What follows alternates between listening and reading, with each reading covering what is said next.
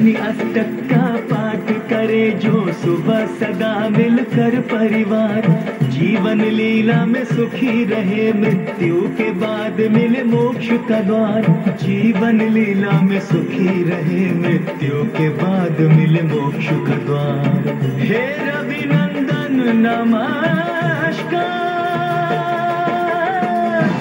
हे रविनंदन नमस्कार।